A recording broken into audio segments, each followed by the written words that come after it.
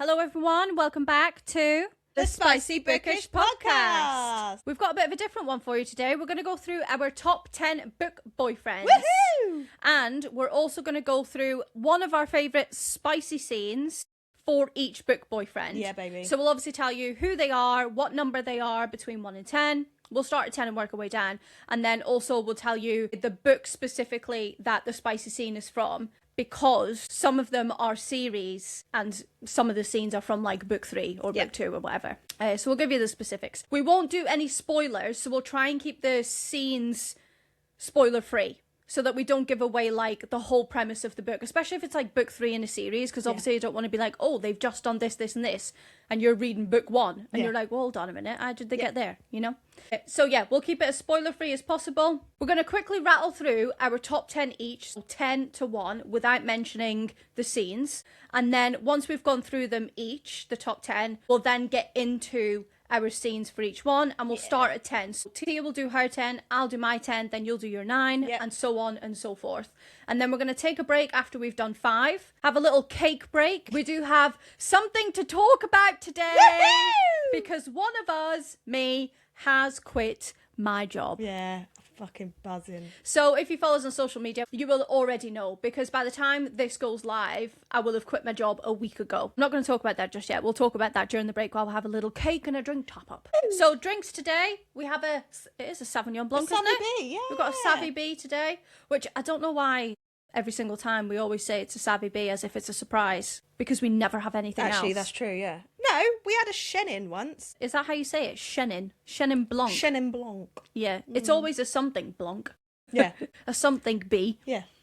A Chevy B. Blancage. Chevy B. It's either a Savvy B or a Chevy B. Okay, so let's get straight into it.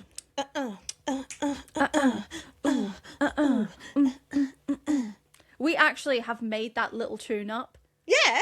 That's not a tune from anywhere, but we just do it all the time. Oh, wait, we've got to trademark it then, haven't we? Yeah. That's ours now.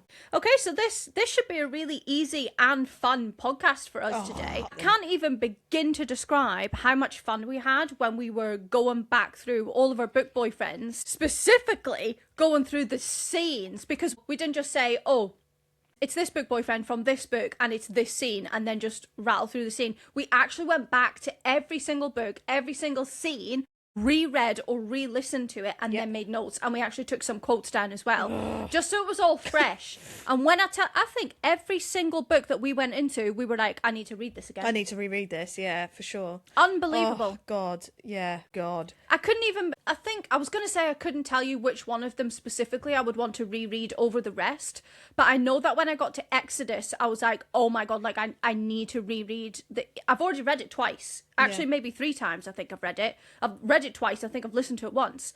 And I was like, I need to do this again. Like immediately. Like I actually missed Tobias King.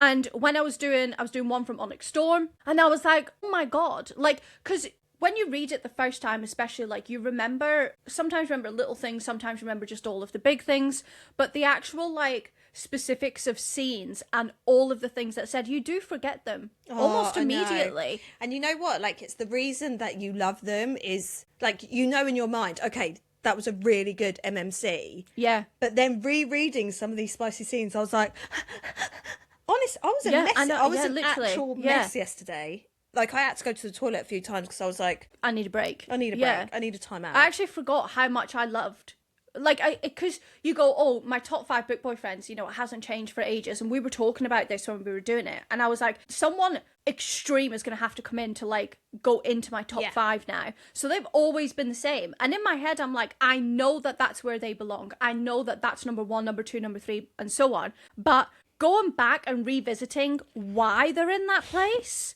was like, oh my God. Especially my number 1, because I was kind of like, I haven't read my number 1 book for about a year and a bit now, and then I was like, I mean, I'm pretty sure he still is. Everyone who knows me knows who the fuck it is. She knows who you're talking about. And then when I was reading this scene, I was like, oh my Lord, oh my God, why is he not real? Like, it was. One of mine, when I went back and read it, when I first read the book, we finished it and then we did a fan cast for it a long time ago when we very first read it. And we picked a certain athlete. If you've been here a while, you'll probably know, you may know who I'm talking about. Yeah. We picked a certain athlete, but we didn't pick him until after we had read the book. Right. And ever since we picked him for the fan cast, I've always had him in my brain when I pictured this specific MMC. And when I went back and I read the scene with him in it, I went back and pictured this athlete in the scene. And when I tell you, there was nothing left of me. Nothing left of me. I was just air. I had completely melted into nothing. Yeah, that's good. Because I was like, is that what you do, sir? I mean, it wasn't the athlete that I was picturing, but it also was. Yeah. You know? So I was, whoa. Even I picture that athlete sometimes, and boy, does it get good. Do I have the time of my life? I'm telling you, because we're missing a trick here. Fan casting, or, you know, before you go into the book, which is obviously difficult because if you haven't read it, you haven't made your mind up about what they look like in your head. But, like, for example, I'll talk about this in the podcast when we get to it, but Heated Rivalry, when I went into that book, I hadn't watched the programme, but I already had the visuals of the two characters in my brain. Yeah. I think I might have already said this before. So when I was reading the book, I was picturing both of the people from the TV programme, but I hadn't watched the programme, so I wasn't like reading the scenes as if they were played out in the programme, which was really great, actually doubly great. But going into a book already having the visuals of what they look like from a fan cast is great, rather than, you know, I mean, it's all well and good building up the picture in your head, but going into it already, that's a whole different ball game. Yeah. Oh my God. Yeah. Anyway, we had such a good time. It was so much fucking fun. I would recommend, even if you're not doing it for any other reason than just for your own research, like literally get your top 10 book boyfriends down, revisit the books, think about what scenes stuck out for you from each of those books, from each of those people, revisit those scenes, even if it's a couple of scenes from each book. You don't need to reread the whole thing. Honestly, you'll get such a dopamine hit just from doing that, just from those scenes. Was so good. And it didn't take long either. No. Like, and just make some notes and stuff as well. Like, honestly, the dopamine hit was absolutely fucking insane. You know, because you remember why you loved it so much in the first place and why you love them so much. 15, 100,000 million trillion billion out of 10. Yeah. Oh my God. Yeah. Okay, so let's get into it. Yep. Do you want to run through your top 10 first, just while I open up my iPadage? So number 10, we have got Kay Mitchell from the Edge of Darkness trilogy by Lee Rivers. Number 9, I have got The Hollows Boys, so Hellion, Wrath and Soul, so that's by Jodie King. Number 8, I have got Ilya Rozanov from Heated Rivalry by Rachel Reid. Number 7, I have got Daddy Alexandros and the Others, that's from Broken Bloodlines, and that is by Sadie Kincaid. Then we've got Daddy Ronan, Liam and Asher from The Gallows Hills by Caitlin Taylor. Number 5, I've got Avi from For the Fans by Nyla K. Number 4, I'm doubling down. I have got the Stockton brothers. So I've got Ramsay from Bull Rush and I've got Grant from Dark Horse. That's by Maggie Rawdon. Lordy. Number 3, I have got Craven Theron North from Darling Wildfire by Devon Rivers. Number 2, I have got Xaden Riorson, obviously, from Onyx Storm in my part, from Empyrean by Rebecca Yarros. And then numero uno, I have got Wade Ashby from Train in the Heart by Paisley Hope. I think we all seen that coming, didn't we? Yep. Also, can I just point out that Tia has a lot of why choose situations. Yeah, for sure. Yeah. Could not pick one. We actually nearly got into a fight, like a physical fisticuffs fight, because I was like, you can't, that defeats the purpose of having 10 book boyfriends, because technically you've got about 17 there. Yeah. It is what it is. So, and we especially nearly got into a fight because the Stockton brothers and also the Hollows Boys, because they're all separate books. But at least with the other ones, the Hollows Boys and Deceit, Descent, Demise, at least they're all in each other's books. But whereas Ramsay Stockton and the other one, they're two different books. But they are both in each of the books. Grant does make an appearance in book 1. How many times? Enough to be in my list. Anyway. And then it's Ramsay's wedding in book 2. So he's in it a lot. But that's book 2, isn't it? Listen, I think it's fine. It's fine. I'll let her have it in the end, so whatever. If that's what it takes. Okay, my top 10 is, number 10 is Slade Ravenger, and he is from the Play to Prisoner series by Raven Kennedy. Number 9 is Matt Hawkston from Worth Every Risk by Ray Ryder. Number 8 is Malachi Vyse from Little Stranger and Little Liar, but in this case, specifically Little Stranger for me, by Lee Rivers. Number 7 is Nash Carter from Holding the Reins by Paisley Hope. In Paisley we trust. Number 6 is Riot Archer from The Ritual by Chantel Tessier. Number 5 is Coach/Daddy Ronan from the Gallows Hill series by Caitlin Taylor. Number 4 is Casteel Denier from Blood and Ash by JLA, also known as Jennifer L. Armentrout. Number 3 is Daddy Alexandros from the Broken Bloodline series by Sadie Kincaid, so that's like Forged in Blood, etc. Number 2 is Tobias King from the Ravenhoos series, so Flock, Exodus and The Finish Line by Kate Stewart. And number 1, this hasn't changed at all since I very first read the book. It's Xaden Riorson from the Empyrean series by Rebecca Yarros. Woohoo! Okay, so we've actually got some reserves, guys, so we're going to go through them. Because basically, we actually had a really difficult time picking our top 10. More specifically, 6, 7, 8, 9, and 10 was difficult for us. And we were swapping and changing people out all the time. Absolute carnage. So we kind of decided that actually, I think it probably depends on our mood. Numbers 6 to 10, I would say. They can kind of maneuver around. For me specifically, 1 to 5 doesn't change.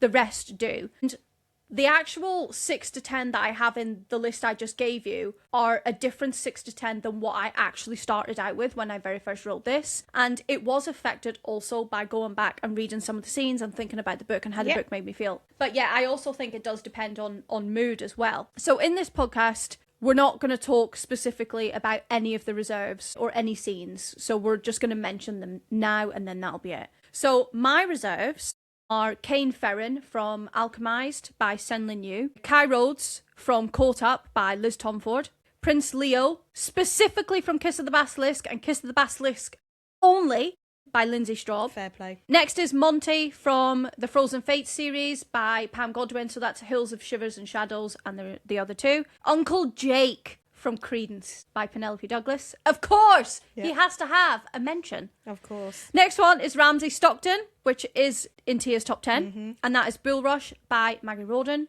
The next, and I've got 4 more, LOL. Liam Hurst. This is a brand new entry, guys, actually from the week previous, from a book called Legal Jargon, which was included in our Valentine's podcast.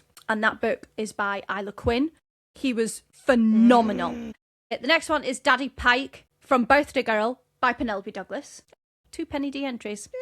The next one is Michael Christ from Corrupt by Penelope Douglas. Fucking hell. Look at you, lovely Penny D. The old Penny D coming through with the goods. Okay, and the very last one is my only why choose situation, and it's Dante and Ryder from Ruthless Boys. If I had to pick one, I would pick Ryder. Okay, my reserves are Daddy Cowboy Christian from Where We Burn by Lee Rose, Liam Hurst from Legal Jargon by Isla Quinn, and then Malachi Vyse from Little Stranger by Lee Rivers, Leon and Ryder, because I'm having both. Nice. From Ruthless Boys. The next one is Cassian from Silver Flames by Sarah J. Maas. Next I'm having Hayden Reeves and Cashton Pierce from Madness and Chaotic by Chantal Tessier. My next one is Daddy Pike, obviously from Birthday Girl by Penny D. My next one is Tobias King from Exodus by Kate Stewart. Then it's Uncle Jake, obviously, from Credence by Penny D.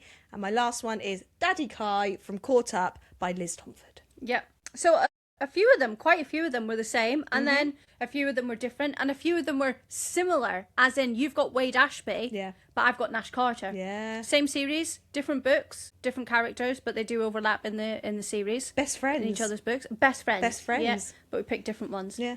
And I picked Nash Carter because he is the person I picture as an athlete, and that athlete is Nick Bosa from the Niners. Yeah. Sidebar. The reason we have Niners hoodies is because of Nick Bosa. Yeah, it is, yeah. And we get questions all the time when we post in our hoodies. Oh my God, you're Niners fans. Like, I love you even more. Oh my God. And we're like, listen, the only thing I know about the Niners is Nick Bosa and his thighs. That's it. And that's the long and short of it.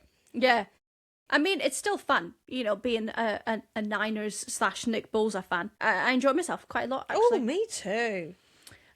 Yeah, and that's who I picture. I went off on a tangent there, but that is who I picture as Nash Carter. Yeah, I 10 out of 10 recommend. It's a great time. And I did actually see, I was looking for artwork the other day because we're going to do a socials video and I needed artwork for it, AI artwork, just to be transparent, that people have made. And the one that I found, the only one I found, he looked like Nick Boza. And I was like, well, clearly I'm not the only one meant to be. that thinks that. Yeah. So I was like, well, unless I just see it in all of them. And actually, they're completely different. Actually, because I know what your favourite scene is now. So I can imagine how much of a mess you were when you were imagining. Oh my God. No, I can't even. I mean, I'll talk about it when I get there. But yeah, I was in actual pieces. Yeah, I bet. Pieces on the floor. I bet. Imagining Nick Bolzer. Do you want to start us off? Shall I start with my number 10? Okay, so my number 10, obviously, is Cade Mitchell from the Edge of Darkness trilogy by Lee Rivers. So, I feel like with this one, Cade has some, like, really great scenes with Stacey in the first book. So, we've got the scene where they're in the hotel room and they're, like, grinding on each other and Chris is on the phone. Really great. Then we've got the blowy in the aeroplane. Amazing. Classic. A classic. And then when they're at the nightclub and he unalives someone and then they end up doing it right next to the body. There's the dancing when she's in the studio. Yes! She gives him a lap dance. Oh my God, I love these two. Yeah. Yeah. That was a really great scene. So, they are like classics, really amazing. But one of my favourite scenes is when Cade is torturing someone. I'm not going to say who it is. If you've read it, you'll know who it is. He's torturing someone for Stacey. And that person is sort of sat down in like a dungeon area at the bottom of a house. And he gets Stacey over with him. And because the person that is sat in front of him likes Stacey, he takes the person's eyes out. And then he says, I want you to live and know you can never see her beauty or touch her perfection. I want you to be helpless and unable to walk. I'll leave your hearing so I can tell you when I win her back, so you can hear her moaning my fucking name when I marry her, when she births my fucking children. And guess what? I'll have all of that and you won't, because Stacey Rhodes has been mine since the day I fucking met her. He ends up touching her nether regions in front of the person that's tied up. And the person who is in front is obviously like losing his mind, because he is in love with Stacey. And it's just such a good scene! Yeah. Because technically, Cade and Stacey aren't together. A lot of stuff's happened behind the scenes, so they're not really connected in a very nice way. So the tension was absolutely delicious, and I loved every second of it. Yeah, I think if you've read this series and you obviously know who that is, you'll understand why that scene was so epic. Fucking good. Like, so if you haven't read it, it's hard to describe, but all I can tell you is the person who is in the chair is so important to the tensions in the scene and what made the scene what it is. Yeah. Like, oh, because it couldn't have just been any old Tom, Dick or Harry. No. It had to be that specific person. Yep. And it was just insane. I mean, that whole series is absolutely insane. Honestly, when I was reading this scene yesterday, I was like, I need to reread this whole series because, absolutely. oh my God. Like, just the characters in it are amazing. Tobes is great. Bass is great. Yeah. Oh, Barry. Honestly, obsessed. Okay, I'm going to do my number 10 now. So my number 10 is a relatively new entry, and it's Slade Ravenger. Now, he's at number 10 at the minute, because I'm actually only 4 books into the series. So I've still got book 5 and book 6 to go. The place that I've gotten to in book 4 with him, book 4, he just went off, which makes me think that in 5 and 6, it's only going to get better. So he could potentially creep up that list. I don't know if he'll get into the top 5. I feel like if he was going to, he might have been there already. Yeah, for sure. But he could potentially creep up from number 10. So my favourite scene is from book 4, which is Glow. Again, because this is the book where he just absolutely floored me. They have had like a slow burn relationship up to this point. It's no secret. It's no spoiler that they're together. I mean, he is the main MMC in this series, and it is a slow burn series. Oh my God. The slow burn is worth it specifically for when you get to this book. The quote that I have is so long. I'm going to have to maybe switch out some of the words for this quote, just so it's not so aggressive. Again, like I've mentioned in previous ones, I don't really like putting the podcast on 18+. So I'll maybe try and switch out some of the words. So, you know, fill in the blanks. So they're in a situation. I'm not going to talk about the lead up or anything that happens around this scene. All you need to know is we're in a situation where things are getting spicy, okay? Lovely. And she's like laying on the bed. He kind of like pins her down. So like with his knee in between her legs. So he pins her dress down so she can't really like move or anything like that. And he starts kind of like teasing her a bit. So before we get to the point where they're spicy, they're like laying on the bed and it's kind of like this. And he says, with golden rot, we will protect what is ours. We will be our worst when we need to be and our best together. At the end of the day, we will fucking destroy our enemies. His hips punch down, finally giving me that friction I need, and I moan, shuddering all over. You are my equal, my female, my partner, but when it comes to your pussy, I'm in charge. And so obviously there's things in between these quotes, but I've just picked out some of my favourites. This is all from the same scene. Honestly, it just goes off. I could have just basically read the entire chapter. She says to him, look at the mess you've made, King Rot. So then things sort of obviously get spicy. The first time I read this, guys, by the way, honestly, I passed away. I physically died, came back, and then died again. I'm going to read you this whole section, but just bear in mind that he's like touching himself and he's teasing her and not like touching her, letting her finish or anything like that. So he continues moving his hand forwards and back. So he then says, you don't even know what you've unlocked, letting my cock drip all over your pretty dress. He says, movement slow, even, as if he's not torturing me with his erotic tease. It makes me want to sink my teeth into your neck and leave a mark in your skin. Makes me want to strip you down, your mouth open, tongue out and cum all over your chest, your pussy, your face. Makes me want to smear it all over your tits, rub it against your pouting lips, watch you swallow it down as I smooth the cream right over your throbbing pussy. When I tell you, okay, it gets filthier. Like, if you think it can't get any filthier, it gets filthier. Absolutely insane. She gets, like, absolutely raging that he won't let her finish. She goes totally feral. She ends up, like, pushing him and then slamming him down. Like, she just goes fucking mental. And she says to him, if you don't give me what I want, I'm going to knee you in the balls so hard, all that cum you want to paint on my body will be choked up for a week. Honestly, because when you read the first book, even the first two, you don't expect it to get to that. I mean, that's incredible. That's that's like Gallows Hill level filth. That's insane. And it's like 2 chapters worth. It's fucking insane. Honestly, I can see why he is so many people's top 10. So I know I didn't talk about how we got to that point or the context around that scene, but it's important. I don't want to ruin it because it's book 4, obviously. There's so much that happens up to that point, but all you need to know is it's a slow burn, and boy, is it fucking worth it when you get to those scenes. Okay, so my number 9 is the Hollows Boys. So Hellion, Raph, and Sol, aka Split Tongue, by Jodie King. So this is like a carnival setting. They're bikers. They do the Wheel of Death, all of that business. And you've got Hellion, who is like the leader. Raph is like the king of death, so he unalives a lot of people. Yeah. And then Sol will be the next book, so we don't fully know anything about him yet. All we know is that he's got a split tongue. And he's bi. And he is delicious. He's probably the most golden retriever-y out the most, isn't he? He's got a little bit of that energy about him, but he's also still very hella scary. Yeah. You know? Yeah. Okay, so my favourite scene is from Hollow Raph. So in this scene, you've got Aurelia, Blush, Raph, and Sol.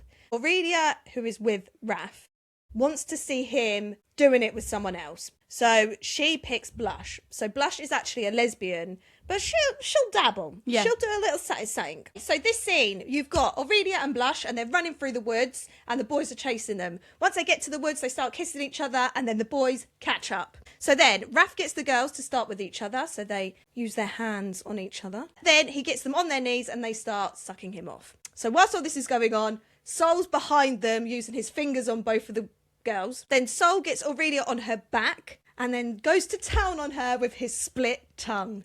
Yeah. And that's both upwards and inwards, because it was impressive. So while she's lying there, Raph then positions Blush so that Blush is like over Aurelia's head, so she can see Blush's nether regions. But she's facing Sol, who's down at Aurelia's nether regions. Yeah. Is anyone following along with the logistics? I mean, I'm following along because I've read it. Yeah, but, so you know. Yeah. So she's lying there. So Aurelia's lying there. Blush is here. Raph's behind. Sol's down there. Okay. That explains it. That's how it's going. So then Raph starts doing Blush from behind. So Aurelia so, can see. so this is giving when you tried to do Gallows Hill. I'm going to do that later as well. So Aurelia can see it like that. So that's going in. Aurelia's lying on the floor and Yeah. she's watching Rath's peen go in to blush right above her face. Yeah. So whilst that's happening, Blush is then licking Aurelia. So she's bent over licking Aurelia while Sol is using his fingers on Aurelia as well. And then Sol's got his hand around Blush's neck and he says, oh, I don't have that part actually.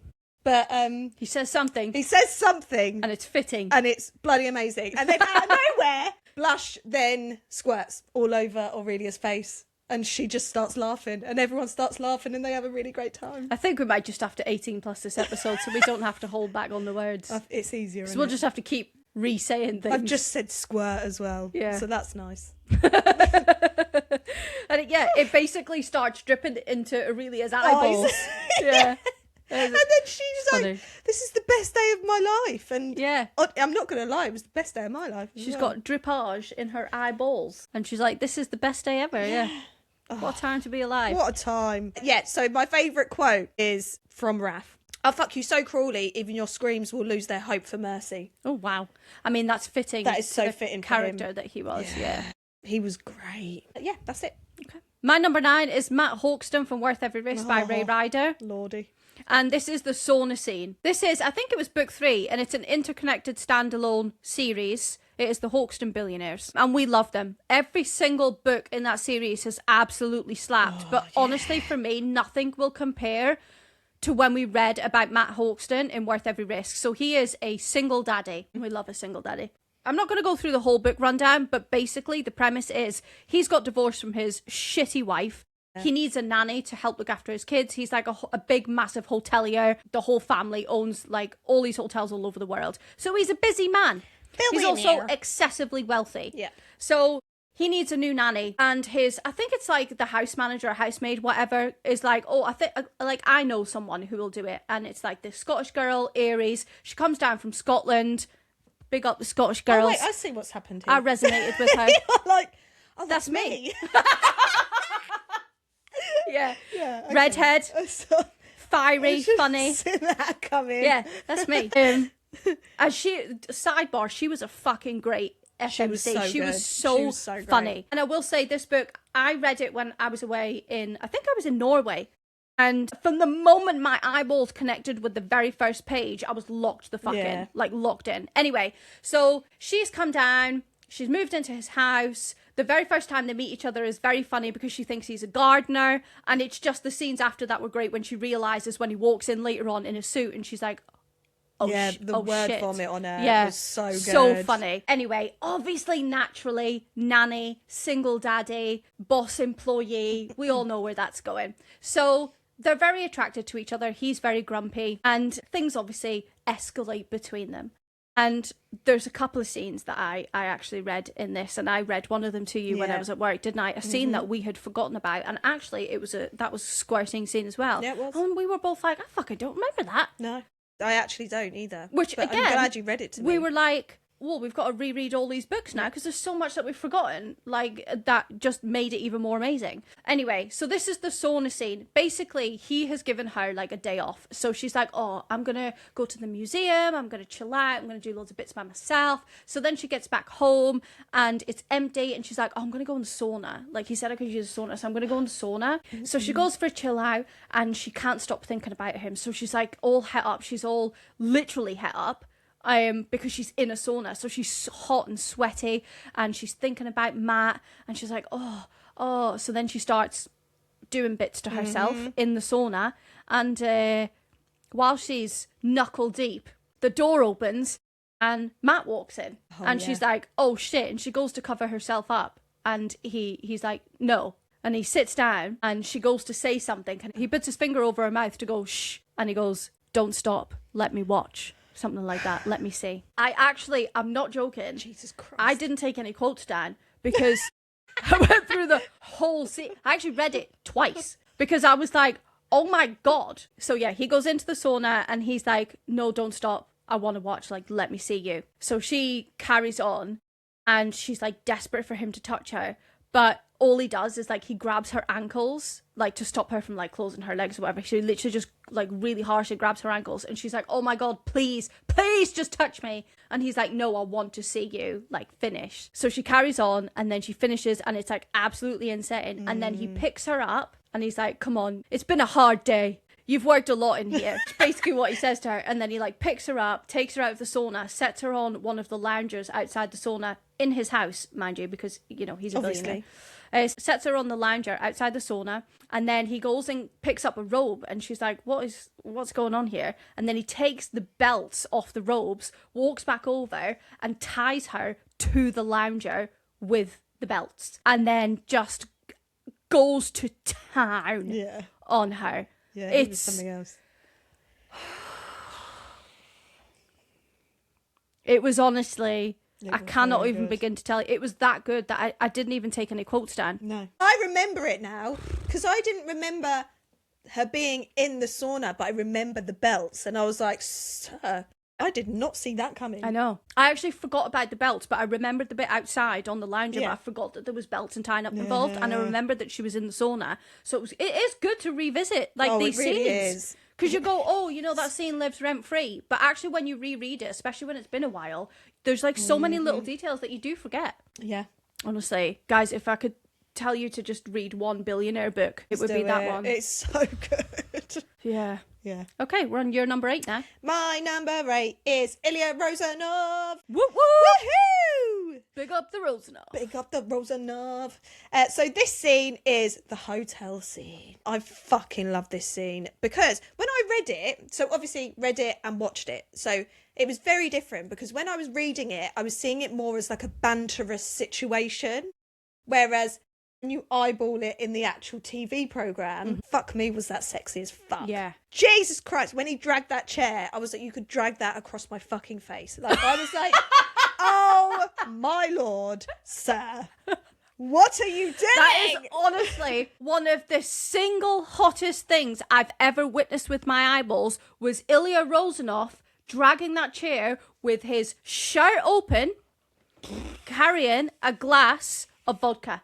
I thought it was actually gonna explode. And you know what else as well? Obviously, it was very cinematic in the sense that they made it more sensual by it just being almost like ASMR. So there was no like music or anything. It was just the sound of the chair dragging, and you watched him go from one room to the other, set the chair down, and then sit down, legs spread, like a man fucking spread. god. Oh my god! Honestly, I was going to explode.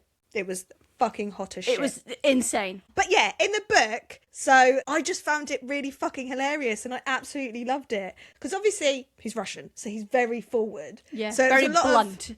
Now take your clothes off on the bed. But yeah, I put Ilya literally just says stuff without even making any sense. It is having vodkas in the suite. He's just sat there. He says, touch yourself. Show off for me. Let me watch you. Shane's like, wait, what?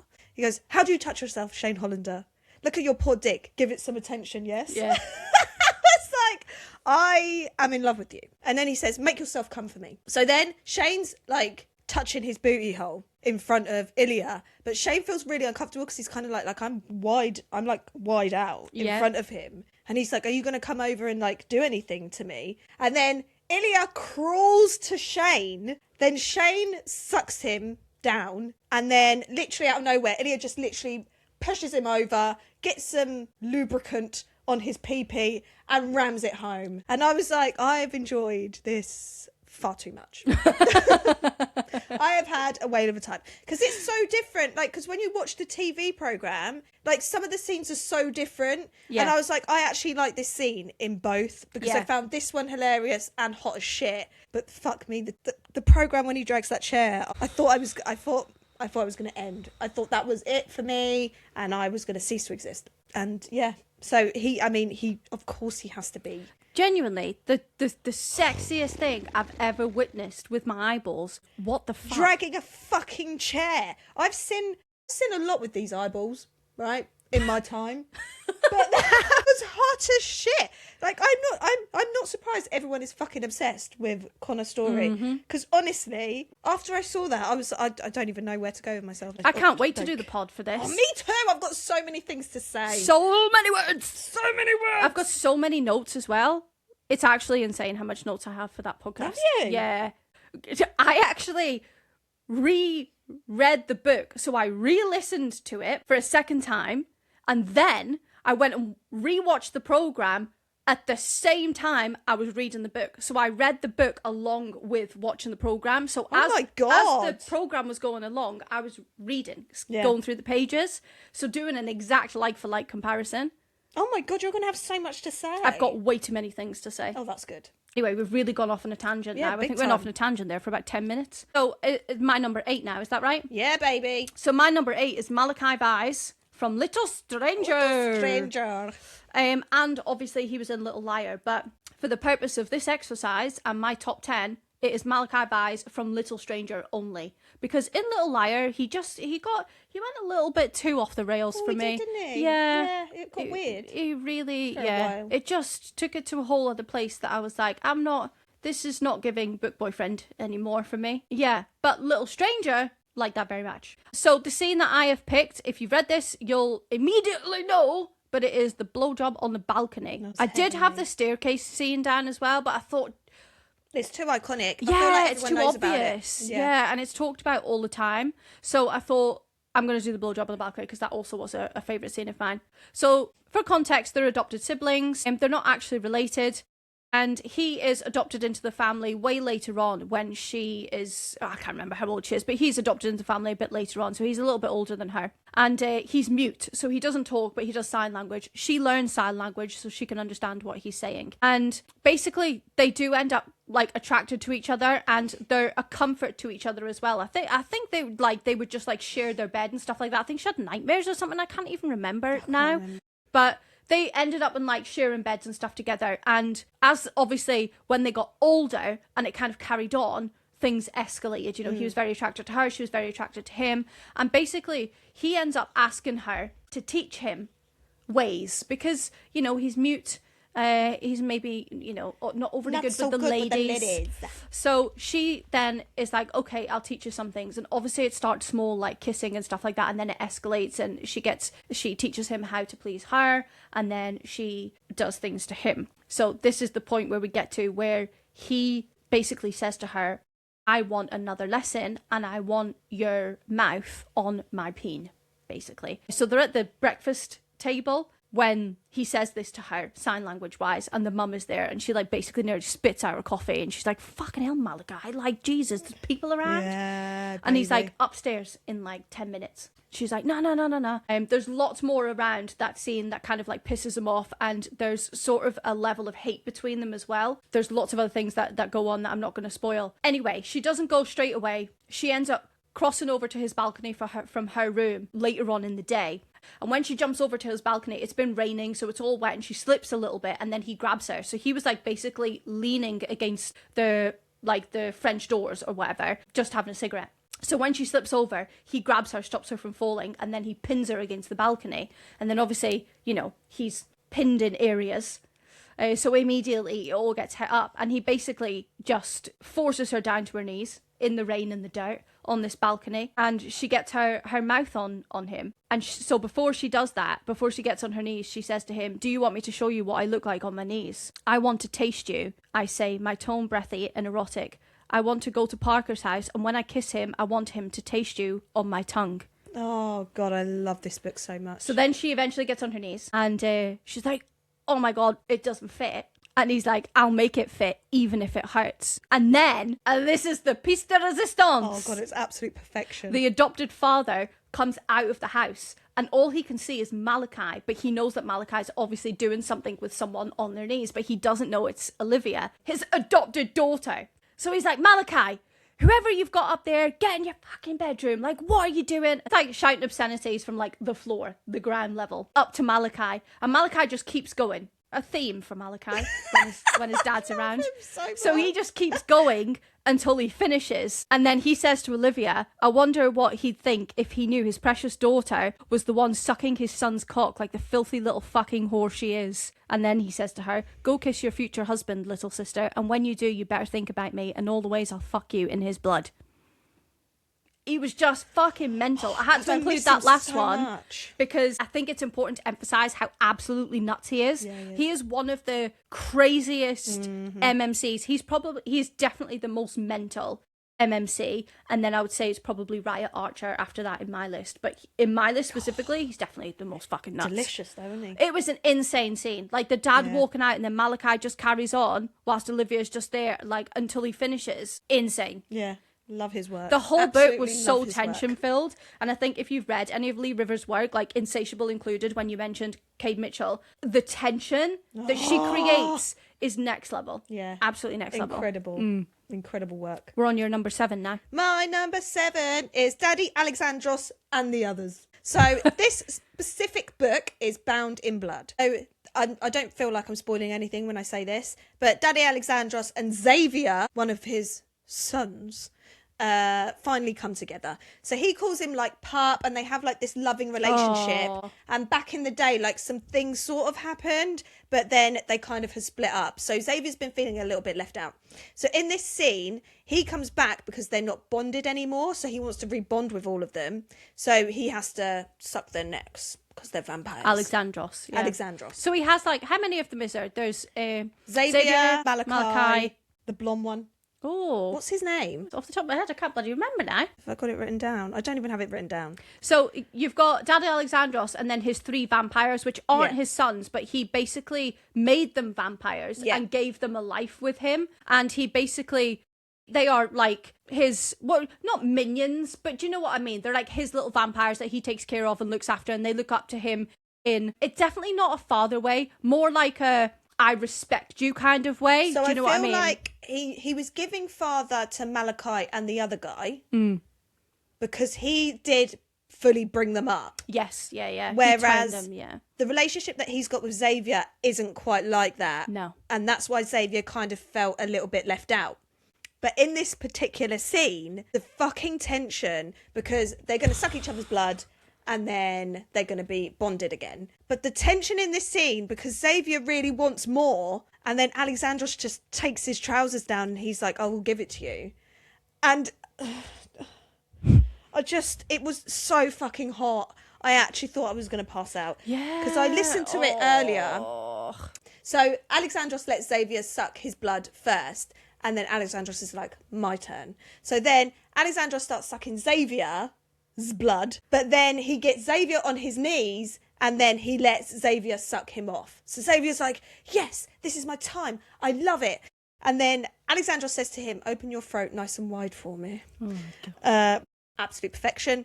And then Alexandros then bends Xavier over and then starts doing him without any lubrication. And Xavier is very happy about it. Isn't there a point, I think, before he even gets on his knees, and it might be when Alexandros is sucking Xavier's blood, but I'm sure he has Xavier pinned against the wall, face front, so face towards the wall, and then he sucks his blood, and then Alexandros finally kind of like slips a hand round, and he's like pressed up against him from the back, and then starts like touching him. And I just remember being like, if this doesn't happen, I am going to burn the world down with everybody on it. Because what do you mean it's not going to happen now? We're in book 3. It needs to fucking happen. And obviously, as you can imagine, you've gone like 2 and however many books. I'm not going to tell you when it happens in book 3, but you've gone 2 and a bit books of all of this tension between them and being like, what is this weird tension between them? And because you find out all of the past later on, between them, all of the specifics. And so obviously all this tension has been building up for so long, and then finally it breaks and you're like, oh, thank the Lord. Oh my God, I nearly choked myself then. I was so excited. So then the chapter straight after, so Alexandros and Xavier are in bed, and then Ophelia comes in. And she's like, and they're like, did you feel it? And she's like, I felt everything. So she's now turned on as shit. Because they can all hear and feel each other in each other's heads because they're all bonded to each other. So then Xavier says, come and sit on my face, basically, to Ophelia, because she actually has Alexandros's come inside her. I thought it was one of the others. I've got it down as Alexandros. So he wants to lick out Alexandros's cum from Ophelia. So he says to her, sit, Ophelia, do not squat, do not hover. I'm a vampire, I cannot suffocate. And even if I could, it would be a price worth paying. So sit your sweet fucking cunt all the way down on my face right now. Honestly, on audio, I was like, yeah, I'll do it. Yep, I'll do it right now. If you insist. Yep, sure. So that was my favourite scene. But this also, so I've got my favourite quote. So this is from Forged in Blood. So a few people that we know read this at the same time and they were like, oh my God, that scene's disgusting. And we read it and didn't even mention it to each other because I think we were just like, yeah, all right. Sure. I mean, Whatever. It makes sense. So in this one, Xavier is nuzzling Ophelia and he says, do you wear tampons, Cupcake? Her already pink cheeks turn red. Yes, why? He licks his lips. I'm going to need them when you're done. Her nose wrinkles in disgust. Ew, no! I suppress a dark laugh. And when he nods, yeah, I'm going to freeze them and then suck on them like popsicles. I fucking love it. I was like, well, yeah, obviously that makes total sense. He's a vampire. Because he's a vampire, yeah. And he loves her nether regions. Yeah. So it's double down, if anything. Yeah, that was a scene that everybody around us was like, that's disgusting. And we were like, oh, that's a thing. I mean, we didn't even mention it to each other. Fine. Yeah, totally brushed over it as if it was normal. Loved tampons, it. Yeah. If anything, absolutely loved it. Okay, so it's my number 7. We're going to do number 6 each after this, and then we're going to have a little break, and then we're going to try and rattle through our top 5. So my number 7 is Nash Carter from Holding the Reins by Paisley Hope. In Paisley we trust. We really do. We keep saying that everywhere. I actually hope it catches on one day. So we've got a couple of phrases that I hope catches on, and it is #Justice for Uncle Jake. Yep. And in Paisley we trust. Yeah, we That's do. 2 of our favourite sayings at the minute. And we also call Katelyn Taylor the KT as well. We've got the KT. I can't remember what other ones there is. They just come. They like come and go. Yeah, they come to us in the moment. Yeah, some of them stick. Anyway, I've gone off on a tangent again. I just want to talk about Wade Ashby before I get into this scene, because I actually think that when I read Train in the Heart with Wade Ashby, I do think that Wade Ashby is a better MMC. It was an all-round, I felt like it was an all-round better book as well, although I absolutely loved Holding the Reins. But Wade Ashby, and also the spicy scenes with Wade Ashby, were a lot better, in my humble opinion. But Nash Carter in my head is Nick Bolza, so I can't get past, I physically couldn't get past that. So yeah, Nash Carter from Holding the Reins. And the scene is, and I mentioned this on social media so long ago when we very first read it. I mean, we're talking about maybe way over a year ago. Oh, it now. was a long time ago. My favourite scene is, and I just have it down as the titty wank scene. Technically, he didn't titty wank. No, he just finishes on the area. On That's said just tits. what I put down. So basically, for context, she goes to a bar the night before. She's got like no panties on. She gets drunk. So he like doesn't want to touch her because he's a gentleman. But then the next day, because he couldn't touch her, he's like punishing her, basically being like, I couldn't touch you because you were drunk. So I'm going to punish you now. And he basically gets her. I actually think they're in the bar this day, if I remember rightly. And I think it might be in like an office or something around the back. I didn't read the chapter before. I just went straight to this scene. And he basically won't let her finish. So he's teasing her. I feel like this might be a theme for me. Yeah, you clearly like a bit of this. Yeah. Really old teasing. No comes for you. So he's basically teasing her and punishing her, not letting her finish. And he says to her, You're gonna watch me fuck my hand until I come all over your perfect tits while you play with your sweet, tight cunt. He leans in and kisses my lips too gently. I almost lose it. But you won't come, Cece. You won't come until I decide it's time. Now get on your knees, baby. Push those perfect tits together and stick out your tongue for me. Show me where you want my cum. Absolutely insane. If you've read any of Paisley Hope's books, you will know that woman knows how to write spice. Oh my God. Like, OMG. Her MMCs are always like total perfection when it comes to bedroom antics. Oh my Lord. Yeah, so that's my favourite scene. That's always been my favourite scene since the very first time I read it. But again, I was reading this book and I was like, I want to reread the whole book, especially now that I've got Nick Bolza in my head. Yeah. So that was basically Nick Bolza in that scene. So, sorry, Nick Bolza, if you're watching this. No, I'm joking. Oh yeah, because he's definitely watching it every week. Religiously. He's like, oh, got to go and watch my favourite programme. Just us two talking utter shite. Because he's got nothing else better to do. Yeah. Anyway, yeah, that's my number 7. Nice, quick and easy. Oh, lovely. Okay, my number 6 is, I've been really excited about this one because A, it's going to be a laugh me trying to explain this, and B, when I listened to it this morning, I was like, oh, fucking hell. I basically was lying down just listening to it, and it was the time of my life. So it's Daddy Ronan, Liam and Asher from the Gallows Hills, and this is the cabin scene. The spiciest scene in the whole series. Probably one of the spiciest scenes I've ever read. That actually exists. In the book world. Yeah. Because what the fuck? There's so many of them. So there are 5 MMCs. So you've got Wesley, Vincent, and then my 3 picks. So Daddy Ronan, Liam, and Asher. Mm-hmm. But I'm only picking those. I'm only available for those 3. So then we've got Skylar, which is the FMC. So she is just going around picking up boyfriends like Pokemon cards. And she literally smashed it. Like, she does so well. She picked some really great guys. I mean, I could have picked all 5 guys, but those 3 are good enough for me. So this scene, they're in a cabin, they're in the snow. She's like, is someone going to take all my clothes off? And they're all like, yeah, go on then. So she's got 5 mouths on her and 10 hands, and it is hot as shit. So because Vincent is the only guy that doesn't get involved with any of the other guys, Vincent's got her and they're doing it while she's watching the other boys go at it with each other as well. So Liam and Asher are together, and Daddy Ronan do bits together, but Daddy Ronan is too scared to be committed. Wesley's sucking off Asher and Liam whilst Daddy Ronan is watching. And then he's like, and I've got the quote, "This is my fucking mouth. No way in fuck am I going to sit back and let you suck off my fucking nephew," because Asher is Daddy Ronan's nephew. So then Wesley starts sucking off Ronan. So they're all sucking each other off. Freaking Skylar's just watching it all unfold while she's fucking Vincent. So it's a whole room of fun times. So then, where do we go after that? So then, everyone comes and has a great time. Wesley's sucking off Asher and Liam at the same... No, wait, we've done that bit. I'm getting flashbacks from when you tried to do this last time. So then... Ronan and Wesley are still going at each other's mouths. And then Asher and Liam. So then Liam has got Liam's got cum in his mouth. No, Wesley's got cum in his mouth. God.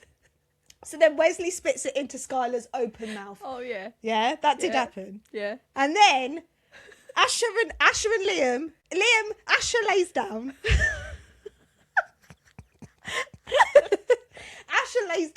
Asher lays down on the seat, and then Liam lays on top of him. Come from? Oh, because they're in the cabin. They're in the cabin. Sorry, I was thinking about the outside snow scene. Oh no. Yeah. So Asher lays down, so he's like that, and then Liam lays on top of him, and then both their PPs like they can grab onto him. Yeah. So they're joint. So then Vincent says to Skylar, "We're about to bust you open, basically. We're about to fill you up, girl. Good luck." Right? So then... he says, "We'll make it fit, princess." Lovely of him. Very kind. Very kind, calling her princess. So then Asher is holding on to his and Liam's dick. And then Skylar... Vincent's there. I don't even know what's going on. So Asher and Liam are laying down. Both PPs are sticking up. So then Skylar is facing them. And then Vincent is behind her doing her up the booty hole. Yep. So then he's like, "We're about to fill you open." No, "We're about to fill you up." So then she is like, "I can't do it." And he's like, "We'll make it fit, princess." So then she sits on the joint PPs. For a double V. For DVP. double, yeah. So double pen in the V. So they're both in the V. Vincent is behind. They're going at it. And that's it. And then you've got Ronan and Wesley. They're still going at it in the background. Who are just doing their thing next to them. I'm fucking sweating. Knackered. I am actually sweating from all that. So, I did actually fan cast myself. Hang on, not myself as in myself in it. Well. I thought Liam would be a really good... No. What? I thought... Fucking hell. There's too much going on. What did I think? I don't know. So, I thought in my head that Austin Butler would be a really good Liam. Yeah. And then Paul Mescal would be a really good Asher. Oh my God. Yeah. Who do you think would be a good Daddy Ronan? See, I had a look round because I did originally put... So when I start telling you about all the other ones, I put Ant Middleton for a lot of my things. So then I was like, I started off with Ant Middleton as Daddy Ronan without fan casting the other two. So I would put Ant Middleton more as like Wes or Vincent. Wes, he'd be a good Yeah, Wes. because of, yeah. So I haven't picked anyone for Daddy Ronan because I'm just not sure. Because everyone that I think of, I'm like, not quite. I always thought he had like ashy kind of blonde hair. So is it Logan Marshall, the guy that looks a little bit like Tom Hardy? Do you know who would make a good Daddy Ronan? Who? Charlie Hunnam, Sons of Anarchy. But do you know, I've got him down as someone else. Well, he's my Daddy Ronan now. I've got him down as Grant I have not read that. from Dark Horse. But that sounds like it would fit. It can be more than one. Oh, yeah, okay. I've got Nick Bolza as basically everyone. Yeah, okay. I did. Do you know what I put earlier? Because I had Ant Middleton down as 3 people already, and then I put for all the hollows Ant Middleton with face paint on, with face paint and swirly eyes. That's who he would be. Yeah, that's it. Okay. Cool. That took a while, but I hope you enjoyed it. Cheers. So I'm not doing number 5 now, but my number 5 is Daddy Ronan, and thankfully I have just picked a scene with just Daddy Ronan. That's a really good idea. So don't panic, everyone, when I say my number 5. Yeah. So my number 6 is, after this, we're going to have a break. My number 6 is Riot Archer for the Ritual by Chantel Tessier. So basically, for context, there is a female in this that we absolutely despise. She's not a very nice lady. So Riot and Blake are basically like having a bit of a tiff. They're having an argument. Blake like doesn't want to be in this relationship / marriage anymore. So Riot eventually is like, do you know what? Here's your divorce papers. Do whatever you want with them. So, and then he storms off out the house. She's like raging that he actually like finally gave in. So she takes the divorce papers, she throws them in the fire. And then it's like, knock, knock, knock, tap, tap, tap on the door. And then in walks this absolute prick of a woman, Trash bag. in a trench coat, insinuating that she's here for her nightly bonk with Riot Archer, Blake's husband. Blake's like, I don't fucking think so. So they get into a little scuffle, and the woman, who I won't name for spoiler reasons, ends up trench coatless, tied up in a broom closet. Blake absolutely smashes this scene. Like, she really comes into her own in this scene. I need to reread this. It was so good Fucking rereading hell, this. what a scene. So she shoves her into a broom closet, right? Puts her trench coat on over her own self, and she just basically sits there with a drink waiting for Riot to come home. Riot comes home and he's like looking at her in this trench coat, and he's like, why are you still here? Like, I gave you divorce papers, get out. And she's like, don't think so. So then she's like dead set on like pissing him off and winding him up, because he's a little bit like sort of nonchalant, like, ugh, Blake, why are you still here type situation. And she's like, I'm going to piss him off. I'm going to rile him up so much that he's just going to rip my clothes off, you know, and it'll all be fine. And she's like, you know, basically, we're not getting a divorce. I chucked them in the fire, blah, blah, blah.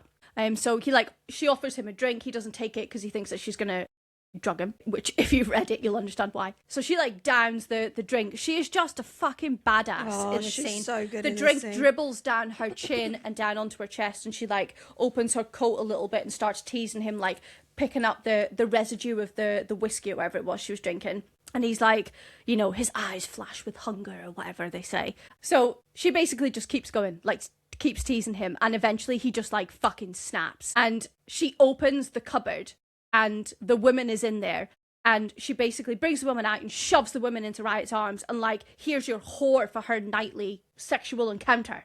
And he's like, what are you talking about? And Blake's like, I can see it in his eyes that obviously he hasn't been doing anything with her, but you know, I'm going to carry on. So basically Riot literally in that moment, he's had enough. He literally snaps. He smashes the woman's head against the wall. She goes unconscious on the floor. He goes and grabs Blake, chucks her over his shoulder and takes her to the bedroom.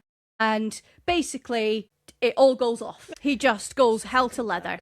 And he says to her in that scene at the end, he goes, who do you belong to? I growl, my hips picking up the pace once again. She says, you. And then he says, fucking mine, Blake. And it's just utter perfection. I love me a bit of Riot Archer. And it's actually quite controversial to like Riot Archer. And that annoys me a little bit because, you know, he gets shit on a lot. He does, doesn't he? Yeah. I mean, let's be for real. The Spade brothers are where it's at. Oh, for fuck's sake. Yeah. With Lord series. Like, that's where the real part is at. Absolutely. Yeah, for sure. I didn't particularly like book 2 or book 3. I didn't like Tyson, didn't particularly like Sin. I actually didn't mind Sabotage either, to be perfectly honest, but Carnage and Madness, chef's kiss. So for me, it's like The Ritual, Carnage, Madness, and I haven't read Chaotic, but I'll get there one day. But oh my god, The Ritual, I just loved it, and I can't even remember why I picked it up. Like, I wasn't on, like, Book Talk or anything like that. I read this, like, ages ago, before I even had Book Talk or anything. And I absolutely loved it. And I think sometimes it's like, you know, when you read Fourth Wing for the first time, I think it might have been one of my first really fucking dark romances, and I was just so enthralled with it. I was like, this is so insane. Yeah. Like, I love it. Okay, now we're going to have a cake break. We're going to have a cake break and fill up our wine. Discuss the fact that I have just quit my job. Okay, we've got a refill of wine. Woohoo! Of Savvy B. And I have, for my break, I have Jammy Dodgers, biscuits that one cannot find in the States. I will shut up about that one day. I won't keep going on about it. And a Galaxy Cake Bar. These are so good. I cannot even stress how good these are. Oh my god. I've got Galaxy Cake Bar. And also, What's It? If you don't know what What's It is, it's a cheesy puff of goodness. It's basically, what do you call them? Cheetos. Oh yeah. But better. Yeah. But better. But Walkers and better. Right. Let's discuss. Well, I don't have my mouth full. Let me get my Fantax. I actually don't like washing down food with wine. So when I have dinners, even if it's pairing, I think there's only been like one occasion where I've enjoyed having pairing wines. My friend does that. But for me, I have to like wash it down with a juice or a water. Yeah, she has to have water with her dinners. I'm glad I'm not alone. Huh? I can drink anything. Yeah. So, well, that was a really nice cake bar. Did you just have one as well? Yeah. They are so good. They're so really underrated. Make a really good, quick, sweet fix. Okay, so basically, today is Saturday. And it is the 14th of February. This is the day that we're recording it. Yesterday, Friday the 13th of all days, is the day that I handed in my notice after over 10 years of employment with the same company. Yeah, baby! Without another job. The biggest question I was asked in the DMs yesterday when I first announced it was, are you now going to be a content creator full-time? And that is the plan. One of our biggest hurdles is time. Because we have a full-time job, a 9 to 5, having time to do everything is difficult. So we basically just have to do what we can in the time that we have. A notice period is 3 months. So I'll finish sort of like middle of May. Obviously 3-4 months is a long time, and I'm hoping that if I use the panic and the fear of the unknown to my advantage now and use that as a kick up the arse essentially to just do the things that we've wanted to do, then hopefully I can try and get us in a position where not only do I not have to get another full-time job, but you also may be able to give up your full-time job as well. Right. And maybe we could both just have like a little part-time job on the side. I don't know. I think this is something a lot of creators don't really talk about in depth enough because it's not as easy as everybody might think it is. It's actually very, very difficult. It's very time consuming. It's very tiring, and it doesn't just affect you. It affects your wider family. But obviously, if you want to make something of it and you do want it to be a career, you do have to make sacrifices along the way in the sense of giving up your free time to be able to get it to a point where you can actually give up your job. Because if you don't, you're never going to be able to give up your job. You'll just go round in circles. So I'm hoping to maybe use this time to kind of like hopefully get us to a point where I, at the very least, don't have to find another full-time job. I don't know what's going to happen. I really don't. No one can know what's going to happen over the next couple of months, but I'm happy to just wing it. I think it'll be absolutely fine. I'm excited. I'm not overly worried about it, to be honest. I was sort of having a bit of a crash out last night because I was like, I can't believe I've done it. But I think that's probably more to do with the fact that I've been there so long. And I said this yesterday. I feel like I grew up at the place. Like I started there when I was in my 20s, and I very much grew up there. The person I am now, the woman I am now in my 30s mentally is so different to the woman I was in my 20s. Yeah. And if you're over 30 and you're listening to this, you'll know exactly what I mean. Exactly what I mean. We mature so differently to men. We grow so differently to men. A lot of the time, men in their 30s are exactly the same as they were in their 20s. They're just fucking older. So yeah, and it was just a place that I did grow up there. And when you have a 9 to 5, you spend most of your life there. Yeah. because it's your job. Yeah, so I think the crash out initially was sort of like, oh shit, what have I done? Because it was so familiar, it was so comfortable, and it was just a bit like, oh my God, like, you've actually done it. Yeah. But I did feel like it was the right time. But I just knew going in that was it then. That was it. On that drive in, I knew this was a turning point for me. So, yeah, we'll just see what happens. I could end up in another full-time job. You know, no one knows what's going to happen. There's no guarantee of success on social media. There's no guarantee of success anywhere. You know, and things can take longer than you anticipate. Just because I've quit my job, it doesn't automatically mean that our socials are just going to take off. That's not the case at all. No. And we are obviously very realistic in understanding that. So yeah, we'll just fucking see what happens. But basically, I just came into work and I was like, me and Tia work together, same office. We sit about 6 feet away from each other. And I came in and was like, so yeah, I'm handing him a notice today. Honestly. You're like, oh, when are you going to do that? And I was like, oh, well, I'm going to do it like right now. And you were like, what? What do you mean right now? I thought that there would be a discussion beforehand, you know, where you would debrief me on, you know, your plans so that we could then be like, oh, okay, so how do we approach this? But you just came in and did it. Yeah. I have said to you before, I don't like it when things linger around. That's true. I'm very much a doer. So I'm like, you know, if someone's like, oh, I mean, I don't know. Like, if someone was to call me and be like, oh, can you come in for an interview? I would much rather they said, can you come in right now? Yeah. For an interview, or come in this afternoon. If they went, can you come in for an interview in 8 days' time? I'd be like, no, I can't. I need to do it immediately. Like, I need to get this over and done with right now. I can't sit on this for 8 days. And it's not because I don't want to go. It's because I hate having things approaching and not being done. So if I didn't do that yesterday on Friday and I thought about it all weekend, I'm going to do it on Monday, I'd have been thinking about it all weekend. I'd have been itching to get to work on Monday to do it. So I was just like, well, I've decided now, so I may as well just do it. And all the dates kind of worked out. So my last day will be the day that I'm going to go on holiday to go to Dubai. So it kind of all worked out really, really well dates-wise. And I was like, do you know what? I'm just going to take everything as a sign that this is the right thing to do. Yeah. And then, guys, I woke up this morning and for the first time this year, I'm not joking, the sun was out and it wasn't raining. See? I'm taking it as a sign. Yeah. I know that's completely fucking delusional, but here I am. I am currently living in Land Delulu. Delulu is the Salulu. Yeah. I love it. Anyway, let's get back. Sorry, I'm eating a jammy dodger now. Let's get back to our top 10. Yep. Do you want to go in with your number 5? Absolutely. My number 5 is Avi from For the Fans. Now, this man, he gave me everything and more. In my eyes, he looks like Youngblood, but as an NFL player. Like, that's the vibe he was giving. I can see that, yeah. Honestly, he was absolutely delicious. Like, everything about him was just delicious. The way that he told Kyron all the things to do, because obviously Kyron's like the grumpy one that didn't want to do the fanage, but Avi wanted to do it and then he needed to make money, so he kind of like pushed him into it. Encouraged him, yeah. But then obviously they fell in love. So my favourite scene is when Avi's best friend Frankie says she needs 2 other guys to do a video with her. And Avi's like, well, I know another guy because, you know, we both need cash at the minute. So he approaches Kyron and Kyron's like, ooh, no, I'm not doing that. But then he's like, yeah, but think of the money that we can make. Kyron starts necking fireball shots like it's going out of fashion. And he's like, all right, fuck it, I'm in. So they're all in a room together. And then Frankie's like, right, let's play a little healthy competition of who can lick me out better. So Kyron doesn't really know what he's doing and it shows. But Avi's like straight in there, like swimwear. He's like right all up in her nether regions. And Kyron's kind of like sat back like, oh, I don't know what to do here. So anyway, so when they start doing it together, you know, like they're like, breaths are like tickling each other and their fingers are touching, and then so Kyron's like doing bits with her and then Avi like grabs his fingers and starts sucking his fingers, and honestly the tension was so fucking delicious.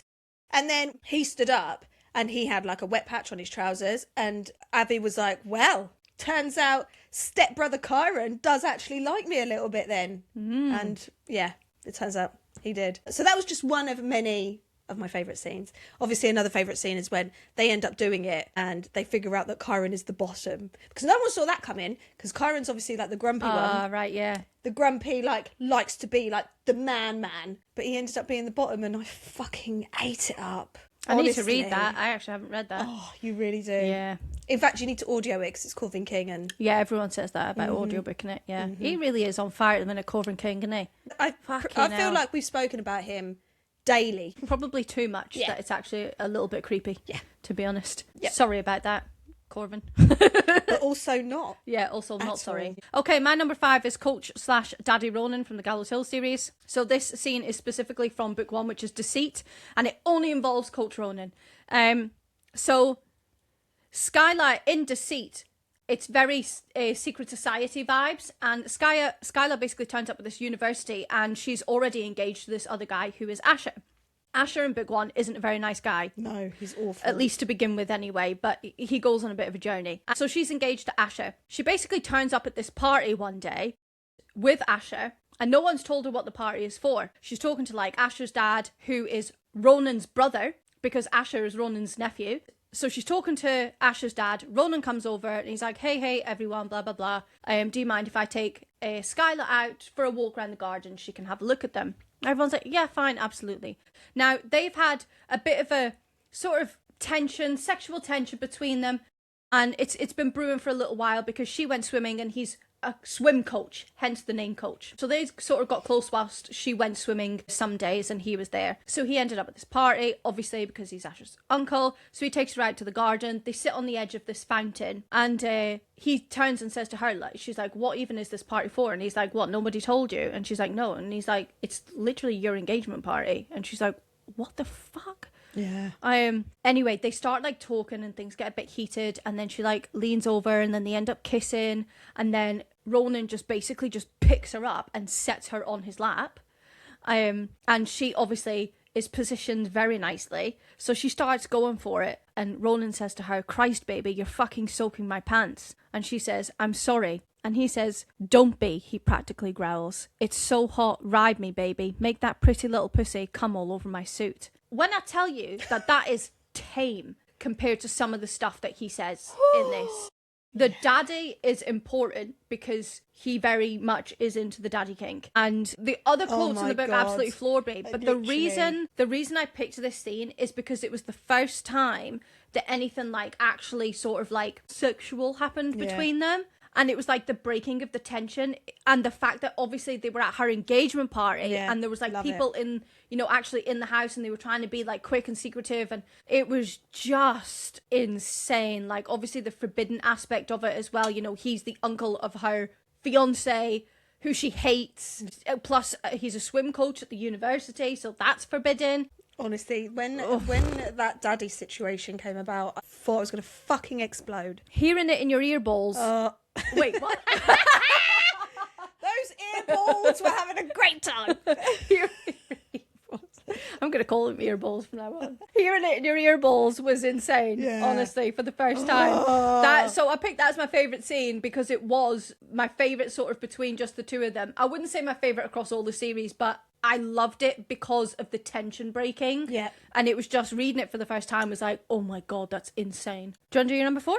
My number 4 is the Stockton brothers, because I want to be the filling in their sandwich. Ramsay and Grant Stockton. I don't even know where to begin with these two husbands because they are fucking delicious. I don't know what Maggie put in these books, like in these spicy scenes, but it was like crack. Like my earballs were having the time of their lives. So I've got a favourite scene from both books because I have, baby. So if you've read Bull Rush, I'm sure there's going to be no surprise here with what my favourite scene is. It's going to be the phone call. So Hazel is on the phone to Curtis, which is her fiance. Curtis actually isn't a nice guy, but you figure that out on the way. Anyway, so Curtis has had a toy created in the same shape as his own pee-pee. So she's in bed, talking to Curtis on the phone, doing herself. Good and proper. Then Ramsay comes in and he's just stood at the door just watching her. And she calls Curtis like daddy or something really fucking ridiculous. And he's like, really?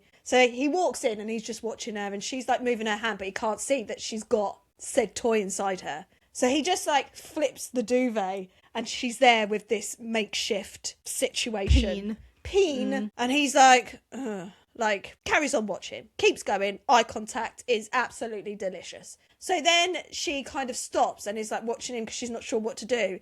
So he gets on the bed and then he grabs the toy and starts just doing it for her. Bearing in mind, she's still on the phone. To Curtis is like, how you feel? You know, like proper giving it some, oh, I'm going to come in a minute. Are you going to come? Like all this shit. Oh, he was such a creep. Oh, he was such a he was a knob. Dickhead. So Ramsay's going at it. But Ramsay then uses his tongue at the same time. And we all know that's just going to be absolutely delightful from old Ramsay boy. So he's going in there, tongues on her, and then she explodes. And she's like, Jesus Christ. And he's like, I can't believe you've done that for me. And he's like, do you want to go again? And she's like, I could go again, but we know why she can go again because Ramsay's in front of her. He's at the other end, yeah. Yeah. So Curtis is like, oh, I don't know if I can go again. And Ramsay's like, this guy. Pathetic. Yeah. Jesus. This guy. So anyway, Ramsay gets up and then he smears her juices on his fingers and then wipes it on himself and then starts wanking himself off, basically. And then he finishes all over her and then he writes mine in his cum on her chest. And I thought I was going to explode. Yeah. It was absolutely delightful. It was definitely by far the best scene in that book. Oh my fucking God. He is so delicious. It's unreal. Yeah. So that's Ramsay. Then we've got Grant from Dark Horse, the older brother. He is the guardian for Dakota and he kind of like looks after her and all of this stuff, but the sexual tension between the both of them is intense. So this is the mirror scene. If you've read this, you'll know which one this is. This is where they finally do each other. So she goes back to her bar because it gets raided by the police and he's like, oh, I'll come with you. They go back to the bar, they go to her apartment upstairs and he's like, you know what, I'll just crash on the couch. She's like, no, come on, we're both adults here. You can sleep in the bed, like we could put a wall up. We could put a pillow wall up and nothing will ever happen. Oh yeah. Famous last words. We know how that goes. So he's like, oh, okay, fine. She's like, go and have a shower. So they go and have a shower. She goes to the shower, she gets one of her toys out because she's like, I better get myself off because, you know, pillow wall, obviously. So she's getting herself off with this vibrator in the shower, but he walks in because he's like, where's the shower gel? But then he can hear the buzzing, so she's like, oh fucking hell. So he like tries to throw it, which if anything is more obvious what's going on. Yeah. So then he's like, get out of the shower. So she gets out and then he pushes her up against the mirror. And then he gets this sort of bent toy out. So she's got a drawer of toys, obviously. So he gets a jewelled bottom plug, sticks that in her and is like going to town on her with that. Then he gets this curved one out, which he puts on her area, not in, on her area. And then she's like, I need more of you. Like, I need you to fill me. And he's like, I can't fill you yet. So then he still goes to town on her. He gets her on her knees and then she sucks him. And then he puts a toy inside her for JJ. So she's got a toy on her front, toy inside. And then he takes the dual butt plug out and then does her in the bottom. Not in the nether regions, straight in the bum. Bloody hell. I know. That's intense. That's extreme. That's intense. So he says, close your mouth and suck like it's your job. That was really great. All I need now is you inside me. You can fill me all the way up, Daddy. He said, trust me, when I finally fuck you, you'll be so full of me, it'll be leaking out of you for days. Anyway, yeah, so she was full to the brim with all of the things in and around her areas. That's it, really. Those Stockton brothers. That kicked up a notch from book one. Yeah, that's insane. Yeah. Nice. Okay, my number 4 is Casteel from Blood and Ash. This is actually going to be really quick because this is the only one out of my top 10 that I didn't go back and reread the scene, and it was because I didn't have access to the book when I was doing this at the point that I was doing it. And then I didn't have time to go back and do it. So I feel like it doesn't get the love it deserves, and Casteel also doesn't get the love that he deserves. And every time I post about like who my top 5 boyfriends are, or top 10 book boyfriends, or if I mention Casteel Jr. and how he's in my top 10, people will always be like, oh my god, he doesn't get the love he deserves, like no one talks about him enough. And I get that. I completely agree with that. He really doesn't. Book 1 in this series, it is quite a big world by JLA. And book 1 is honestly phenomenal. Absolutely phenomenal. There is a book further down the line. I want to say it's book 5. I think that it's basically their journey up to that point, but it's all from his POV. And I had a great time. I really had such a good time reading that book. My favourite scene in this book, it's not a scene where they very first meet, but it's like a scene where it's the very first time that there's ever something between the two of them, but only one of them knows who the other one is. I don't want to give the whole plot away for book one, because if I tell you, the whole entire plot of book one will be given away. Okay. So she's basically like a maiden, and she's still a virgin, and she's put on this pedestal a little bit and like protected by the royals and the royal family. She has like her own guards, and Casteel he's a prince, and he is the prince of these people who are in direct conflict with other people that she is being protected by. So how do I say this without giving it away? She basically goes to a place that's called the Red Pearl, and it's basically a whorehouse. Nice.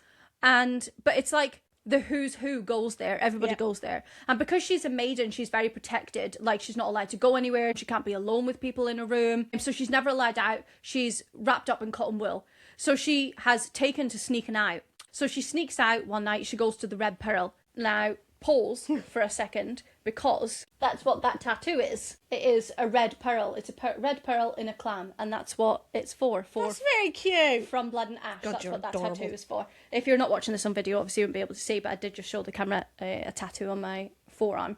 So she goes to the Red Pearl. Casteel is there. One of them doesn't know who the other one is. She ends up alone in this room. He walks in, and he's like all up in her grill, pushes her against the bed. Like, it's just so tension driven. Yeah. And obviously bearing in mind, this woman hasn't done anything with anyone ever. So she's like absolutely gagging for it. So he like gets her on the bed, and then if I remember rightly, he like sucks on her nipple through her like little dress thing. And it's because you've got the element of the not knowing, the anonymity in that scene, it makes it so much more intense. And honestly, I was on the edge of my seat on that scene. I was literally on the edge of my seat. So obviously I don't have any quotes or anything. There is many spicy scenes between them over the course of all of the books, obviously, of course, but this scene really has stuck with me over the years. Yeah, love it. But yeah, that was the one.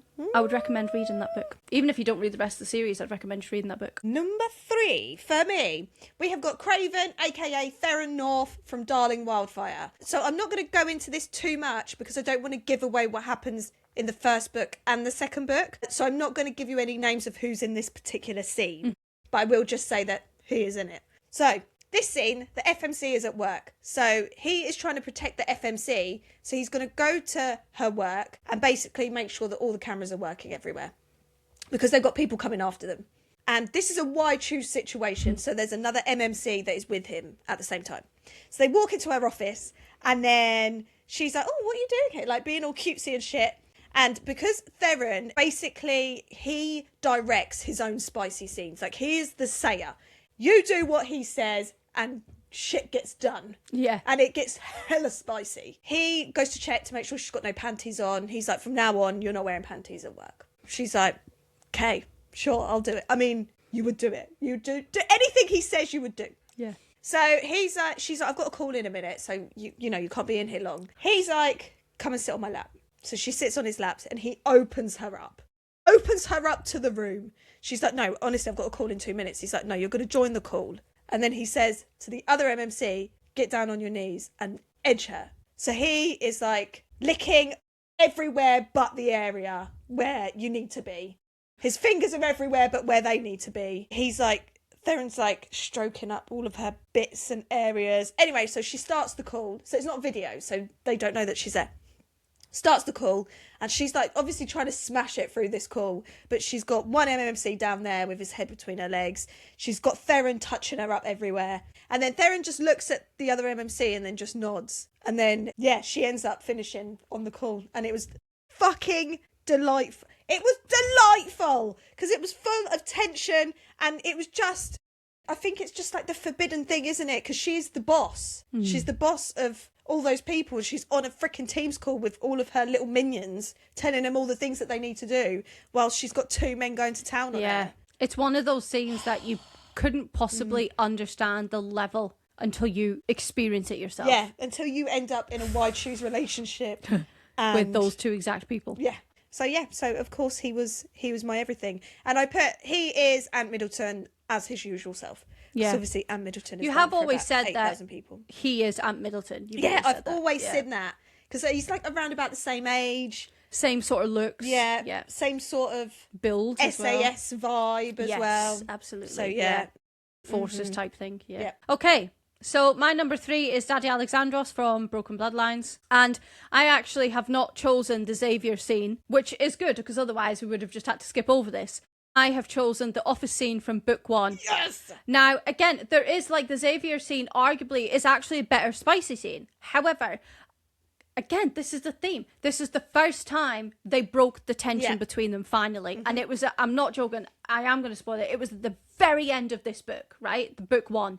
And I'd waited the whole book for it. There was like scenes in the lead up, like during the middle of the book where like the 3 vampires, which are under Alexandros' rule, his 3 sons, if you wish, would like tease her in class, like touch her up. Yeah, and in he front knew of him, Alexandros was on stage teaching the class, and because they're all bonded, he can sense it, he can feel it, he can hear them all. And he, like, there was one point, I think he snapped a pencil or something at the front of the room because when she finished, smell her desire. So obviously the tension had been building up the whole way, but he just like didn't want to touch her, he didn't want to go there. And then finally at the very end of the book, they broke that tension, he snapped. So basically, Ophelia's in the library with one of her friends and she's asking some questions. Ophelia finds out like what and who she is and what she's capable of, blah, blah, blah. So she's trying to find out some things of it because Alexandros is being really sketchy about it, not really saying her anything. So she's sitting in the library, she asks one of her friends. Her friend tells her and Ophelia's like raging about it, like, oh my God, why didn't you fucking tell me this? So she's like telepathically speaking to the guys,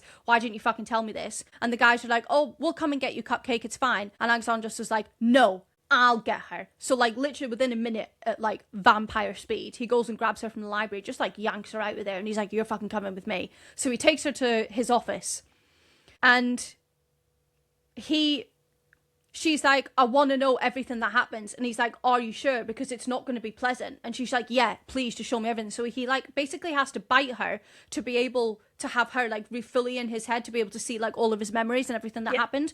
So he like bites her. And obviously, as we know, a vampire bite isn't just a vampire bite. It's something else. It's very, very saucy. So one thing leads to another. He cuts her off from all the memories. And then obviously things escalate in that scene. I think if I remember rightly, I can't remember if she ends up on his lap on the chair or he ends up doing her on the desk. Anyway, he does her. She finishes. She ends up setting the whole office on fire. Yeah. The whole office goes up in flames. And he basically says to her, Ophelia, like, I know you're immune to the flames, but I, my love, am not. So if you don't mind putting the fire out.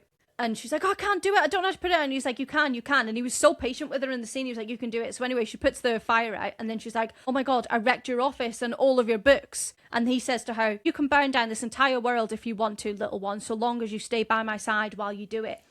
Oh, God, I love him so much. What a man. I absolutely love him. But yeah, so that was my number 3. Again, there's loads of spicy scenes in this, and especially so group scenes. But that for me, with Daddy Alexandros, was just so good. I literally was like jumping around the place when it finally happened between them because I've been waiting the whole book for it. And so the audio for this is Joe Arden, and the voice, I don't know if you didn't do the audio, did you? His voice is the same as, you know, the doctor in Speak and Stutter? Mm-hmm. Oh, that voice. Yeah. And it just, yeah. Yes, please. It works. I'm really going to have to do the audio at some point. Yeah, it's really good. Do you want to do number 2? My number 2. It is Xaden Riorson, and this scene is worshipping. So this is in Onyx Storm, so I'm not really going to go into how we got to this point. All I will say is that these two hadn't touched each other in a very long time because of something that's happened. He says he thinks that they can do it and he won't cause a massive destruction. So he tells her to grab on. So there's a chair, there's a nice chair, and his shadows basically pull her arms up and then hook her onto the edge of the back of the chair. And then her legs, I'm not going to act it out because I've done that before and it was carnage. Her legs are on either side of the chair arms and he is down here.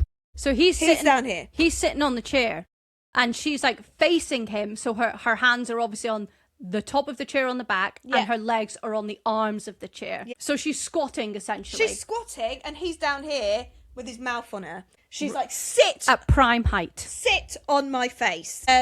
She says, what are you doing? He's like, I'm worshipping. Because he really I remember did at the worship. time, you with that scene, you were just like floored. Yeah, I was. remember. Oh my God, I had the time of my life. So after she finishes, because it's been a while, so it didn't take long, he leaves her there. So she's still stuck there with the shadows, goes up behind her, and then to the hilt, straight in there, like swimwear. And, yeah, it was really great. So I put down, I'm fairly confident I felt this whole scene in my nether regions. And that's it.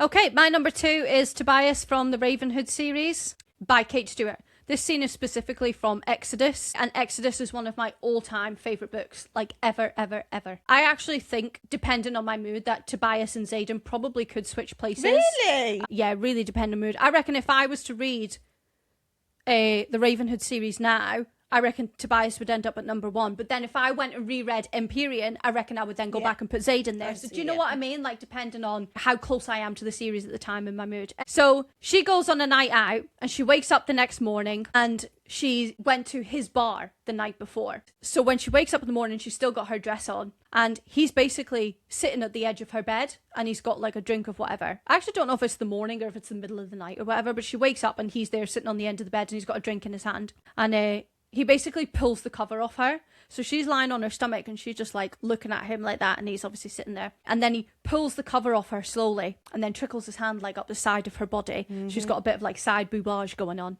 And she, the night before, had been kind of like flaunting it around and she wanted to kind of like get over the things that had happened in the lead up to this. I cannot even begin to describe why.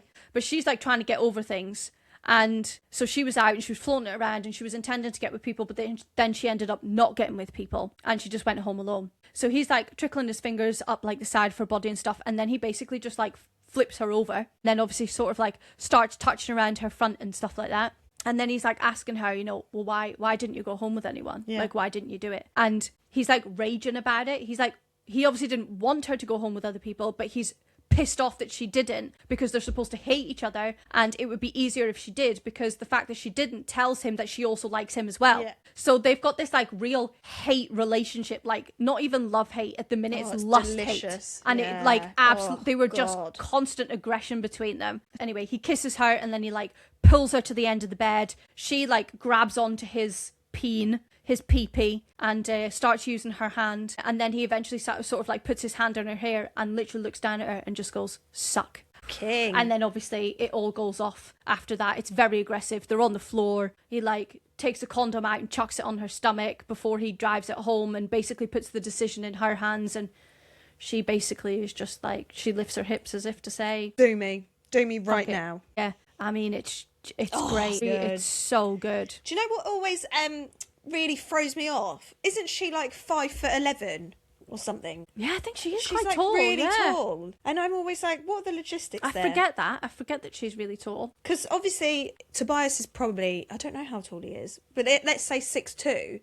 There's not a lot. That big a height difference, yeah. Yeah. So you would think if she's like on all fours on the bed, is she actually going to be at the right height to still have him in her mouth with him standing up? Yeah, no. I tried not to overthink it, to be honest. I just enjoy it for what it is, but it's fine. I love overthinking it. I like to know the logistics.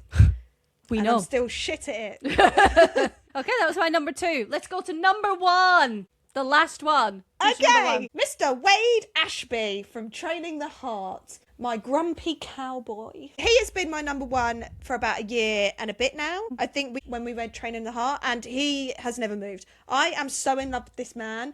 It is criminal. So he, for me, is like Ant Middleton with a cowboy hat on. Oh, my God. Because why not? But like a younger version. Yeah. Yeah. So I have got 2 favourite scenes, which I'll go through in a minute. But I just wanted to say what's at the start of the books. Okay, so the dedication, I shall tell you. It says, to those searching for their grumpy, loyal, protective cowboy who will tattoo mine on his hand just so it looks pretty wrapped around your throat. Don't give up, babe. Your Wade Ashby is out there. Oh my God. The mine tattoo. Oh my God. Oh. So my favourite scene is the mine tattoo situation. So he gets her into a stockroom. Now, they're out one night. She's with the girls. He's with the guys. And there's like some flirty looks and stuff, but nothing more than that. Anyway, she goes to the toilet and then he's kind of like loitering around waiting for her. She comes out of the toilet. He gets her into a stockroom. And then they're on each other. He's giving her all the naughty words. It's all very sexy and heated. And then you know, there's all the build up, all the sexy things that are going on, and then he literally just puts his hand around her throat, and they both realise he got the mind tattoo done. Honestly, sweating I was. Sweating at the thought. The two of us, when we were reading this and we got to that scene, feral. Yeah, so feral. Oh my God. Just the idea. I cannot even begin to tell you. The idea. Yeah. Oh, shoot me now. So yeah, when I was reading that yesterday, I was like, okay, yeah. Sure. But also one of my other favourite moments was, so if you've read this, you'll know that there is a spicy scene that lasts about 18,000 chapters when they first do it. And I think it's like around the end of that, they have a shower together and she just starts laughing randomly in the shower. And he's like, why the fuck are you laughing? And she's like, oh, being in the shower, it just reminds me of this moment. And he's like, what moment? And she's like, you know, when we were first meeting, I kind of got myself off in the shower thinking of you. And he's like, show me. So he says to her, don't be embarrassed, Trouble. I ruined one of your scrunchies with my cum once. I wanted you just as badly as you wanted me. Right from the start. Now, show me. Because remember the scrunchie scene? That was fucking delightful. So yeah, that's one of my other favourite scenes because he's like touching up her sides and he gets the shower head on her and it's... Honestly, as far as MMCs go, it is actually difficult to beat someone like Wade Ashby because he's literally just got everything. Even like the grumpy side to him, I was like, God, you are fucking It was delicious. just the right amount of grumpy though, wasn't it? It really was. Because he's a protector, like he looks after his family. It was just, there was nothing about him that I was like, questionable. Yeah. Everything, I was like, yep, spot on. Yeah. I love you. In Paisley we trust. Yeah. Okay, let's get this wrapped up. So my number one is Xaden Riorson. Woohoo! From the Empyrean series. So the scene that I have picked is actually also from Onyx Storm. I didn't want to go for the obvious ones of My House, My Chair, My Women, or, you know, the first time they do it or whatever. So I actually picked this scene. And it was actually because when I very first read it, I did laugh in the scene. And it is one that stuck with me as well. I think probably because I laughed in it too. But basically, Xaden has been holding back in this book for reasons that we won't go into. But he sort of like loses control a little bit with his magic and whatever, with his powers. So he's been like holding back because obviously when they're like going at it, he can't control the feelings because you lose yourself in the moment. He loses himself. So they've had this like no sexy time rule. They're basically on this like island in this other place. There's no magic here. And he's like, we can like do it. We can do it as much as we want. So he says to her, there's no magic here. I can fuck you as many times as we want, as many times as you can take it, and I can't lose control. Does that sound like something you'd be interested in? And I was like, hell yeah, it does. Fuck yeah. Let's fucking go. So he basically does her on this table and she like lays back on the table and pulls her feet up. So her feet are obviously rest on the edge of the table. And then he basically goes to town. And whilst he's obviously ramming it home very aggressively because it's been a long time, the table just snapped out of nowhere and then they just went smack on the floor. And then, yeah, he just kept going. I think he like flipped them over and then they just kept going.